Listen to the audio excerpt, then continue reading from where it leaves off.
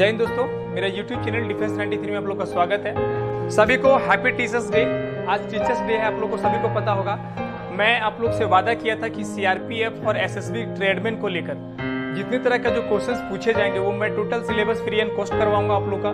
तो मेरे चैनल पे तहे दिल से आप लोग का स्वागत है। और मैं आप लोग को बताना चाहता हूँ कि जितने भी मैं टॉपिक दे रहा हूँ ये एसएससी, रेलवे या किसी भी कॉम्पिटिटिव एग्जाम के लिए सबसे ज्यादा वैल्यूएबल क्वेश्चंस होते हैं और हैं। मैं आप लोग को बार बार बोलता हूं कि आप अगर किसी डिफेंस से छोड़कर अगर आप किसी दूसरे स्ट्रीम को भी अगर प्रिपरेशन कर रहे हैं तो बहुत अच्छा है, आप इस वीडियोस को भी देख सकते हैं, आपके लिए भी मददगार होगा। क्योंकि कॉम्पिटिशन का जो क्वेश्चन, कॉम्पिटिटिव का जो क्वेश्चन टाइपल वो हर एग्जाम्स में पूछे जाते हैं, चाहे वो डिफेंस हो या एसएससी हो या रेलवे हो। किसी भी स्ट्रीम में अगर आप प्रिपरेशन कर रहे हैं तो 100% ये क्वेश्चन देखने को मिलेगा। ठीक है, तो आज से मैं जो टॉपिक स्टार्ट, क्योंकि 2 क्लास तो मैं हो चुका हूँ, पहले परसों और आज कल भी दे दिया था। आज ये 3rd क्लास है। 3rd क्लास में आपको बात करूंगा वैदिक काल का। ठीक है, वैदिक काल के बारे में मैं बात करूंगा। तो आप सभी जितने भी मेरे भाई लोग हैं या मेरे चाहने वाले हैं तो प्लीज बाइकआउट करिए एसएससी को और रेलवे को। हमेशा मैं बार बार बोल रहा हूँ, 2-3 लगातार वीडियोस में बोलता आ रहा हूँ कि speaks up for SSC railway student. Please hashtag करिए ट्विटर पे और ट्रेंड करिए, इससे हम लोग को ही फायदा होगा, ना किसी दूसरे को। अगर किसी दूसरे के फायदा के लिए हम लोग इतना सपोर्ट करते हैं तो हम लोग अपने फायदा के लिए कितना सपोर्ट कर सकते हैं। तो प्लीज आप लोग करिए, बाइकआउट करिए एसएससी चेयरमैन का कि जो हम लोग का एग्जाम जो बच्चों का हो चुका है इसका रिजल्ट नहीं दिया है, जो फॉर्म चला चुका है इसका एग्जाम नहीं लिया हुआ, तो प्लीज हम लोग सपोर्ट करना पड़ेगा। हम लोग को ही उठना पड़ेगा, कोई दूसरा आदमी नहीं आएगा। क्योंकि नेताओं का काम है कुछ करने का, ठीक है, वो करेंगे नहीं, बस बैठे रहेंगे। उन लोगों का काम है, अपना काम बनता भाड़ में जाए जनता, यही उन लोग का काम है। हम लोग उन लोग को आज दिखाएंगे कि हम लोग अगर तुमको सीट्स पे बैठा सकते हैं तो नीचे भी गिरा सकते हैं। तो हम लोग को यही बाइकआउट करना पड़ेगा। ठीक है, तो चलते हैं वीडियो की ओर। यदि आप मेरे चैनल पे तो चैनल को सब्सक्राइब करिए और बेल आइकन को दबाना ना भूलिए, जिससे आने वाली सारी नोटिफिकेशन सबसे पहले आपको मिले। तो और मैं आपको बोलना चाहता हूँ, इंस्टाग्राम पे भी मुझे फॉलो करिए। इंस्टाग्राम पे मैं लाइव आता हूँ, तो प्लीज वहां पे जाके फॉलो भी किया कीजिए। अभी मैं बात करूंगा वैदिक काल। वैदिक काल से जो इंपॉर्टेंट क्वेश्चंस पूछे जाते हैं वही क्वेश्चंस के बारे में बात करूंगा। बहुत सारे टॉपिक्स हैं जो मैं नहीं बता रहा हूँ, इसलिए क्योंकि ये क्वेश्चंस कहीं ना कहीं आज से करीबन 20 सालों तक ये क्वेश्चन पूछे नहीं जाते हैं। तो जो क्वेश्चन टॉपिक पूछे जाते हैं वही क्वेश्चन की मैं बात करूंगा। ठीक है, तो वैदिक काल की जो है सबसे पहले जो हमारा भारत का इतिहास जो रहा है, भारत का इतिहास कहाँ से कहाँ तक क्या फैला था। तो उत्तर में हिमालय, जो ऊपर हमारा हिमालय शीर्ष है, और दक्षिण में जो समुद्र है, ठीक है, वहां तक पूरा फैला हुआ है। ठीक है, जिसको हम लोग कहते हैं उपमहाद्वीप। इसी उपमहाद्वीप को भारतवर्ष के नाम से भी जाना जाता था। हम लोग ध्यान रखोगे कि जो वैदिक काल का जो काल था वो फैला हुआ था, उत्तर का हिमालय और दक्षिण के समुद्र पे फैला हुआ था, जिसको हम लोग किस नाम से जाना जाते थे? उपमहाद्वीप भारतवर्ष के नाम से जानते थे। ठीक है, हम लोग को एक चीज ध्यान रखना पड़ेगा कि भारत का इतिहास 3 भागों में बांटा गया था। भारत का जो हिस्ट्री है वो 3 पार्ट्स में किया गया था। पहला प्राचीन, दूसरा मध्यकालीन और तीसरा आधुनिक। ठीक है, जो हम लोग पुराना और बीच वाला और बाद वाला जो हम लोग पढ़ते हैं। क्लियर है? प्राचीन भारत, मध्यकालीन भारत और आधुनिक भारत। हम लोग देखिए हर एक टॉपिक को खंड कर बाय खंड करके पढ़ेंगे और वही चीज पढ़ेंगे जितना हम लोग को जरूरत है, इससे ज्यादा नहीं। स्मार्ट स्टडी, हम लोग इसी को कहेंगे स्मार्ट स्टडी, क्योंकि पढ़ने के लिए समुद्र है। इतना समुद्र हम लोग पढ़ना नहीं है, हम लोग को क्या करना है? बूंद बाय बूंद पढ़ना है, जो हम लोग को बहुत ज्यादा क्वेश्चन पूछे जाते हैं। ठीक है, और फालतू नहीं पढ़ना है, क्योंकि पढ़ने के लिए फालतू बहुत चीजें पढ़ो, लेकिन जो हम लोग को वही चीज पढ़ना है जो हम लोग को टॉपिक क्वेश्चन पूछे जाएंगे। अब हम लोग आते हैं पहला प्राचीन भारत। तो प्राचीन भारत में क्या आएगा कि भारत का इतिहास का विषय की जानकारी जो होता है मुख्यतः 4 स्रोतों में प्राप्त किया गया है, 4 स्रोत में बांटा गया। जो हम लोग प्राचीन भारत का जो है वो 4 स्रोत में बांटा है। पहला कौन?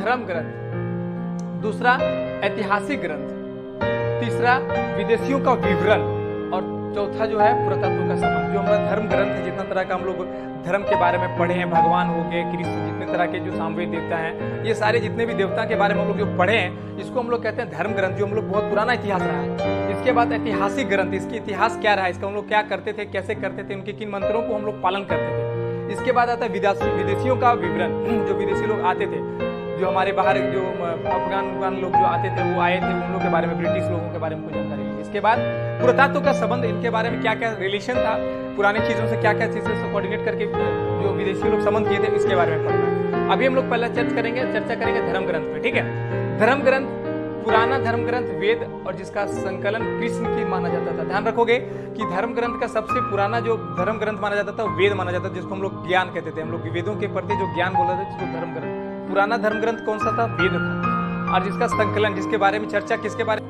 जो वेद जो है वो 4 प्रकार को माने जाते हैं। जो हमारे प्राचीन में अभी हम लोग हिस्ट्री में हम लोग पढ़े थे, वेद जो है वो 4 प्रकार के हैं। पहला है जो ऋग्वेद, दूसरा यजुर्वेद और तीसरा सामवेद और चौथा जो है अर्थार्ववेद। ठीक है, ये 4 तरह का वेद में 4 भागों में बांटा गया था वेद को। अब आते हैं हम लोग सबसे पहले ऋग्वेद के बारे में बात करते हैं, जो सबसे पुराना वेद माना जाता है। ठीक है, इस वेद के बारे में हम चर्चा करेंगे। ऋग्वेद में जो इसमें है ऋचाओं की क्रमबंध के ज्ञान को ही ऋग्वेद कहा जाता है। ऋचाओं मतलब मंत्र होता है, मंत्र के क्रमबंध मतलब एक दूसरे से जो रिलेटेड करके किया गया है ज्ञान, उसी को हम लोग कहते हैं ऋग्वेद। ठीक है, इसमें 10 मंडल है। क्वेश्चन पूछा जाता है कि ऋग्वेद में कितने मंडल हैं, तो 10 मंडल हैं। ठीक है, क्वेश्चन पूछा जाएगा कि ऋग्वेद में कितने सूक्त हैं, तो हमारा युक्त है, सॉरी, तो ये हमारा होगा एक 1028 युक्त, और आएगा सूक्त पूछा जाएगा तो 11 सूक्त। ध्यान रखोगे क्वेश्चन 10 मंडल है, 1028 युक्त है और 11 सूक्त में बांटा गया है। इसमें 10,462 जो है इसमें मंत्र हैं, ऋचाएं हैं। ठीक है, इसमें आर्यों के द्वारा इतिहास के बारे में, जो आर्य हमारे आए थे इंडिया में, इसकी हिस्ट्री के बारे में इसके रिलेटेड किया ज्ञात, मतलब जो हमारी हिस्ट्री के बारे में, आर्यों के बारे में, रहन सहन जो है इसी में ऋग्वेद में ही प्राप्त होता है। ठीक है, अगला टॉपिक हम लोग चलते हैं कि ऋग्वेद में ही बातें हैं कि विश्वामित्र जो थे वो विश्वामित्र के द्वारा 3वें मंडल में, जो ऋग्वेद में सावित्री मंडल को समर्पित था, सावित्री जी को समर्पित था गायत्री मंत्र। ध्यान रखोगे 3वें मंडल में क्वेश्चन पूछा जाएगा कि गायत्री मंत्र जो हमारा विश्वामित्र जी जो उत्पन्न किए थे वो कितने मंडल में आता है, तो ये 3 मंडल में प्राप्त होता है। ठीक है, अब अगला क्वेश्चन आएगा कि 9वें मंडल में कौन सा देवता का है, तो सोम देवता का। क्वेश्चन पूछा जाएगा कि सोम देवता के कितने मंडल में ऋग्वेद में समर्पित है, तो 9वें मंडल में। 3वें मंडल में गायत्री मंत्र किनके लिए, सावित्री जी के लिए। कौन किया था, तो विश्वामित्र जी ने किया था, दोनों को। 3वें मंडल में गायत्री मंत्र सावित्री के लिए, 9वें मंडल में किनके लिए, सोम देवता के लिए। ठीक है, अगला टॉपिक चलते हैं 8वें मंडल को हस्तलिखित, जो हमारा बोलता है 8वें मंडल में जो हस्तलिखित लिखा गया इसको क्या कहा जाता है, तो खील कहा जाता है। जो हमारा ऋग्वेद के बारे में पूरा रिलेटेड करके बनाया गया था, जो हस्तलिखित दिया गया था वो 8वें मंडल में दिया गया था, इसको हम लोग कहते हैं खील। क्वेश्चन पूछा जाएगा कि खील क्या है, तो खील ऋग्वेद का 8वें मंडल के हस्तलिखित द्वारा प्राप्त किया गया था। ठीक है, ऋग्वेद में इंद्र के लिए 250 और अग्नि के लिए 200 मंत्र की रचना किया गया है। ठीक है, अब हम लोग चलते हैं कि दूसरा टॉपिक के लिए आजुर्वेद में। आजुर्वेद में क्या था कि इसमें मंत्रों और बलि के समय जो पालन और नियम का पालन होता था उसी को हम लोग कहते थे आजुर्वेद। ध्यान रखोगे मंत्र के समय, जो मंत्र और बलि, जब हम लोग कभी त्योहार में बलि देते हैं, चाहे वो बकरे का हो या किसी चीज का बलि हो, इस समय जो मंत्र हम लोग ज्ञात करता था, उस ज्ञात का नियम और पालन जो करते थे हम लोग आजुर्वेद के द्वारा प्राप्त होता था। ध्यान रखोगे अग्गों के द्वारा, जब अग होता था यज्ञ के समय, जो विधि विधान को हम लोग मानते हैं वो आजुर्वेद के तहत मानते हैं। ठीक है, गद और पद, ध्यान रखोगे कौन से ऐसे ये वेद हैं जो दोनों में प्राप्त है, तो गद और पद दोनों में प्राप्त है। इसमें ध्यान रखोगे वेद है कौन सा है, आजुर्वेद। क्लियर है, अगला आता है सामवेद। सामवेद, साम का अर्थ होता था गान, संगीत, म्यूजिक, इसी से प्राप्त होता था। समय, जब हम लोग यज्ञों के समय जो गान होता था, गान बजान होता था, उसमें मंत्र होता था, उस संकलन सामवेद को दिया जाता है। ठीक है, सामवेद, इसमें भारतीय संगीत का जनक भी कहा जाता है। भारत में जो संगीत का विवरण आया या संगीत का उत्थान हुआ, ये इसी समय आया है। ठीक है, इसमें आजुर्वेद और सामवेद, आजुर्वेद और सामवेद में कोई ऐतिहासिक घटना का विवरण नहीं है। ठीक है, ध्यान रखोगे। आजुर्वेद में अब हम लोग कंप्लीट हो गया, अब सामवेद भी कंप्लीट हो गया। अब आते हैं हम लोग अर्थर्थवेद। अर्थर्थवेद में क्या है कि अर्थर्थवेद में बहुत इंपॉर्टेंट है पुराण और संबंधित वंश। कौन सा पुराण किस वंश से रिलेटेड था, तो क्वेश्चन बहुत बार पूछा जाता है और देखने को मिला है कि विष्णु पुराण किस वंश से रिलेटेड है, तो मौर्य वंश से।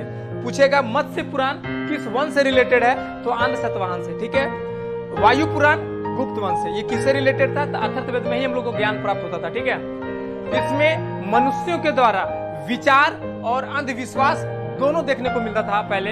अभी भी हम लोग जो औरतों के प्रति जो अंधविश्वास चला हुआ है, अभी जो लेडीज लोग अंधविश्वास लेकर चलती है कि ये है तो वो नहीं, वो है तो ये नहीं, तो ये सारे जो डिफॉल्टिव नॉलेज है ये औरतों को जो प्राप्त हुआ था, ये इसी वंश से प्राप्त हुआ था, इसी वेद से प्राप्त हुआ था, अर्थर्थवेद से। अर्थर्थवेद में औरत लोग अंधविश्वास से जीती थी। अभी भी 90% लोग, अभी भी मैं ग्रामीण इलाके में चला जाता हूँ तो 90% ऐसे लोग हो गए जिनके दिमाग विकसित नहीं हुआ है, चाहे इनकी एज 80 ईयर हो या 60 ईयर हो, अभी भी उन लोग अपने दिमाग से चलती है। उन लोग का हिस्ट्री और साइंस से कोई रिलेटेड नहीं है, उन लोग क्या करेगी, अंधविश्वास पे जीती है। अगर किसी को बुखार भी लग गया तो उन लोग सीधे ले जाते भगत भक्ति के पास, ठीक है। बुखार अगर इनको कुछ काट भी दिया, अगर चाहे वो नेटल बिच्छू काटा या कोई स्नेक डंक किया हो, सार्प डंक किया हो, तो ना कि इंजेक्शन ना कि एंटीडोज लेने के कारण चलती, उन लोग क्या करता है, नहीं जाता है, उन लोग चला जाता है विश्व झरवाने के लिए। तो ऐसे अंधविश्वास अभी हमारे ग्रामीण इलाकों के जो औरतों में चला आ रहा है वो अब यहीं से चलता आ रहा है, ठीक है।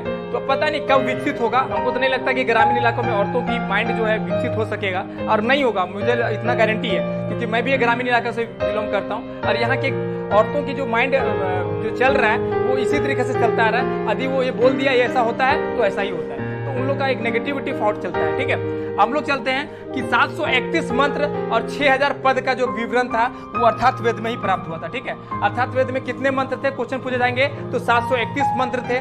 कितने पद थे, तो 6000 पद थे, क्वेश्चन पूछे जाते थे। बल्कि एसएससी 2019 जीडी की वैकेंसीज में पूछा एग्जाम था, इसमें 17 तारीख के एग्जाम से पूछा जाता कि अर्थात वेद में कितने पद प्राप्त थे, तो 6000 पद थे, ठीक है। कन्याओं का जन्म के लिए निंदा माना जाता था इस वेद में, अर्थात वेद में यदि कोई औरत लेडीज अगर किसी कन्या को जन्म देता था तो इसे गलत माना जाता था, इसकी माँ को मार दिया जाता था और इसके बच्चे को भी मार दिया जाता था, ठीक है, या बलि दे दिया जाता था। क्वेश्चन पूछे, बहुत इंपॉर्टेंट क्वेश्चन है, ये याद रखोगे।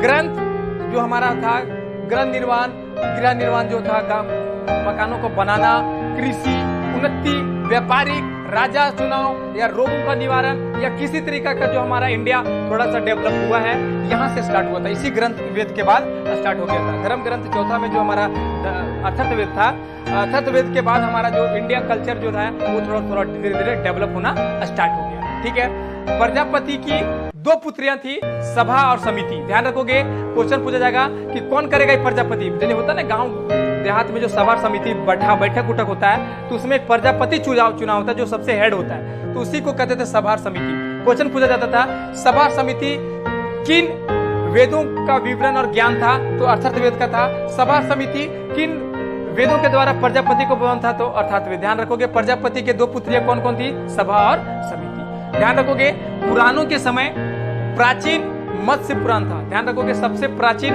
जो पुराण था वो मत्स्य पुराण माना जाता है, ठीक है। ध्यान रखोगे, ये दिमाग में 100% बैठा के। पुराणों के समय सबसे प्राचीन मत्स्य पुराण था। सबसे प्राचीन वेद ऋग्वेद था, सबसे बाद का वेद जो था वो अथर्ववेद था, ठीक है। सबसे पुराना क्वेश्चन पूछा था, सबसे पुराना का वेद कौन सा था, ऋग्वेद। सबसे बाद का वेद अथर्ववेद। ये सारे क्वेश्चंस कहीं ना कहीं जो मैं दिया हूं, ये सारे क्वेश्चंस कोऑर्डिनेट करिए और रिलेटेड करके पढ़िए।